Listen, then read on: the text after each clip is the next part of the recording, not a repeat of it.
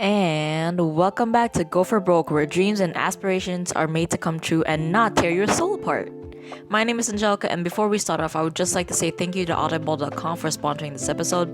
They have over 150,000 titles to choose from, so you have no excuse to read anymore. Since today is Curious Tuesday, as usual, I will be accepting calls from people all around the world about any topic they'd like me to talk about or any questions they might have. So, moving on to the questions. Call number 1, what do you got? Hello, my name is Priyanka Santosh from Northern India, and my question is, we can't live without social media in today's society. Smartphones, text, Twitter, Tumblr, etc.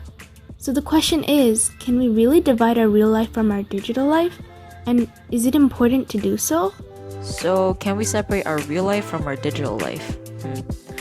Well, I think it's going to get increasingly more difficult to do so as technology advances. Like, there have been so many cases where people, especially famous ones, can say at least one wrong thing and they can be completely obliterated by so many people to the point where it can take over their life. And it seems like there are going to be a lot of real-world consequences for stuff that happens online. So you need to be aware that everything you say, you should be able to own and shouldn't be so terrible that it will ruin your life. Now, as for separation, I think there should be a fine line between social media and real life. The concept of taking a perfect life on social media has been around almost as long as social media itself. The rise of social media can have its perks too, pertaining connections between relationships, forging new social ties, sharing information about what's happening in society and what they're doing, and many, many more. It is a matter of setting a limit to what you're sharing in social media that can keep a balance between your online life to your personal life. Wow, that was long.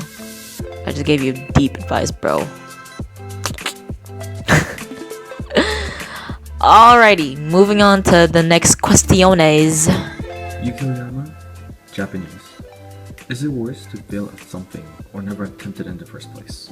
Oh boy, this question always gets to me a lot. I always ask myself this. So, a lot of people actually encounter this dilemma at many different intervals throughout their life, and they often find themselves not knowing how to answer it. And actually, there is a simple answer to this. Just give it a shot. As one great man said before, you miss 100% of the shots you don't take. And of course, if you don't know who it is, it's by Wayne Gretzky. Go Canada! Anyway, failure can do one of two things, actually.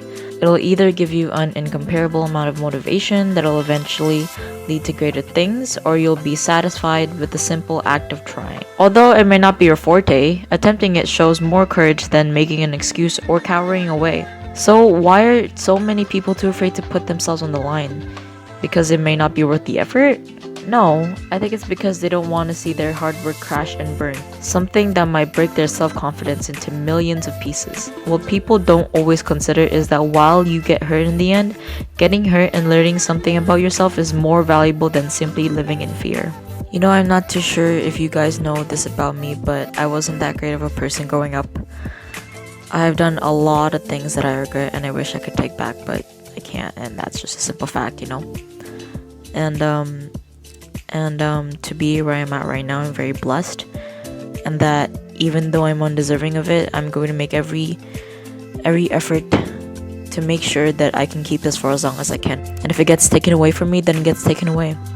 But sometimes I think I prepare for the future so much that I forget to live in the moment, and this is just one of those things that I really, really need. So whenever you fail at something, whether it be in sports, love, or even school, you learn from your mistakes.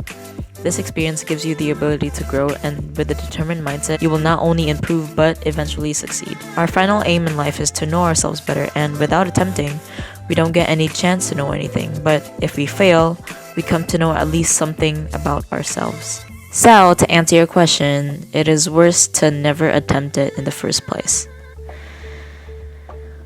Oh, wow, we have been having deep questiones today, but I'm afraid we're running out of time. So, with that being said, thank you so much for watching today's episode of Go for Broke, and if you'd like your questions to be in the podcast, shoot me up with a recording at goforbroke.com. And that's it for today. Bye, stranger.